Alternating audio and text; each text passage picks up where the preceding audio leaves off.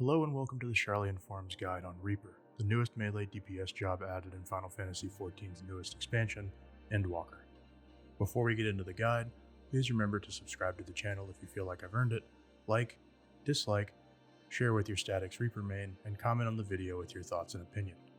With that out of the way, let's get started. Reaper is a melee DPS job that uses two-handed scythes as its weapon. It shares gear with Dragoon, making it the second job in the game to use maiming gear sets. The main loop of Reaper involves building two separate gauges that allow access to the most powerful skills while managing cooldowns and a single debuff to ensure maximum damage. Perhaps the single most important aspect of Reaper's kit is their singular debuff, Death's Design, which can be applied by two separate skills, Shadow of Death for single target use, or Whirl of Death for AoE. Death's Design increases all damage that the Reaper deals against the marked target by 10%, and if the target afflicted with Death's Design dies before the effect expires, you'll be granted 10 soul gauge. This debuff can be applied twice for a maximum duration of 60 seconds, and should be refreshed as needed. Additionally, using either of the abilities will not interrupt your combos. Speaking of combos, for their basic single target combo, Reaper has a very simple 1-2-3 in Slice, Waxing Slice, and Infernal Slice. Each hit of the Reaper's 1-2-3 combo will generate 10 soul gauge, giving you 30 per full combo. In AoE situations, Reaper has a two-part combo in Spinning Scythe and Nightmare Scythe. Each of these attacks will also generate 20 soul gauge, meaning 20 per full AoE combo.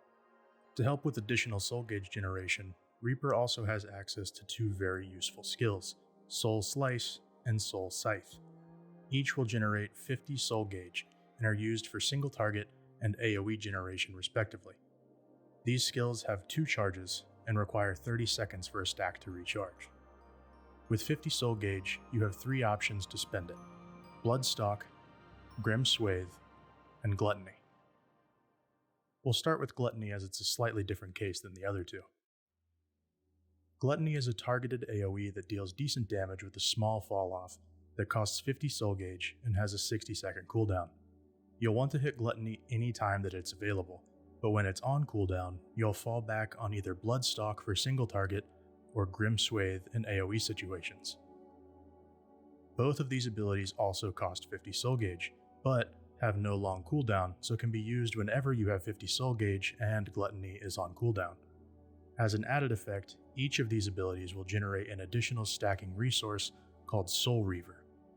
Gluttony generates 2 Soul Reaver stacks, while Bloodstock and Grimswathe generate 1 each. Soul Reaver stacks are to be used on the spender's Gibbet, Gallows, or Guillotine. Before I explain the Soul Reaver spenders, I want to stress an extremely pivotal part of the Soul Reaver stacks that can be a bit of a hindrance to unexperienced Reaper players. Soul Reaver stacks will fall off upon executing any weapon skill or spell, whether that action is a spender for them or not. This means that using anything that is not Gibbet, Gallows, or Guillotine will still consume the Soul Reaver stacks and leave you unable to execute those skills afterwards.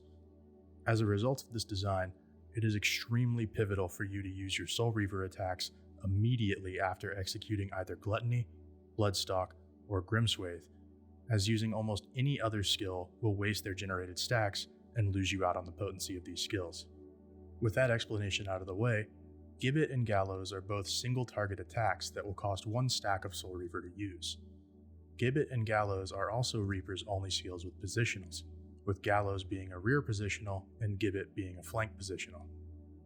These abilities will also enhance the next cast of your other spender, meaning using Gibbet will buff your next Gallows, and Gallows will buff your next Gibbet. These skills should be alternated in each window to ensure that buff damage is always being consumed, which also means you'll be switching between flank and rear positionals with each round of these abilities. It's also worth mentioning that using either Gibbet or Gallows will change your Bloodstock to an enhanced version.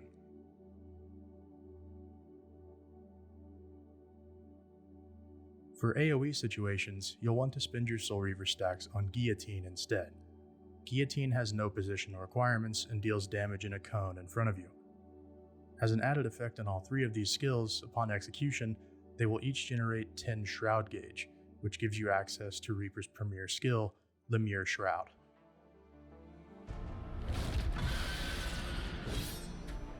Upon executing Lemure Shroud, several things will happen. Number 1, your GCD will be set at 1.5 seconds regardless of skill speed.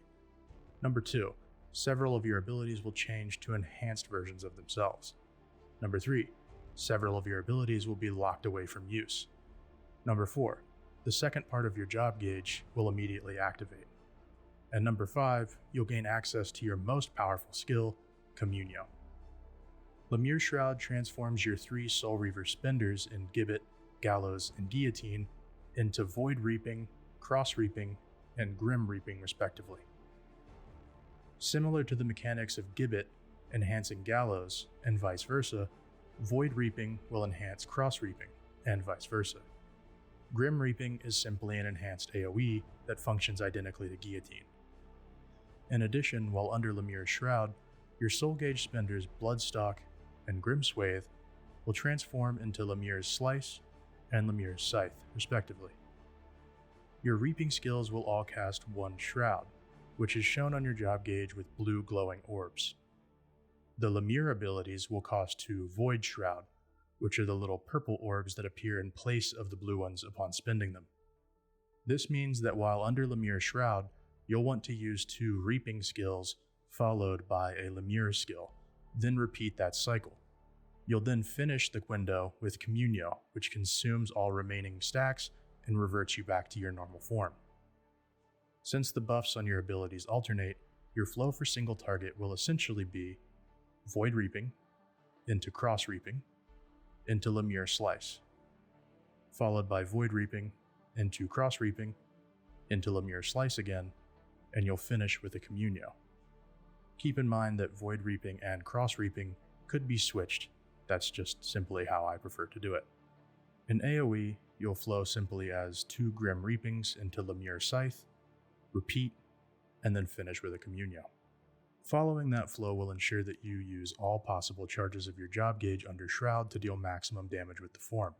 As a note, Lemure Shroud lasts for 30 whole seconds, so if your Death Design debuff falls off at some point in that window, don't be afraid to stop what you're doing and reapply it. Nothing in this form is truly a combo, and therefore it cannot be interrupted, and you do not lose out on potency by not using the skills directly back to back. So it does not have the same strict timing requirements as something functionally similar to the Machinist's Overheat window, giving it much more flexibility. With the main idea of the jobs hammered out, let's go over the other buttons and utilities present.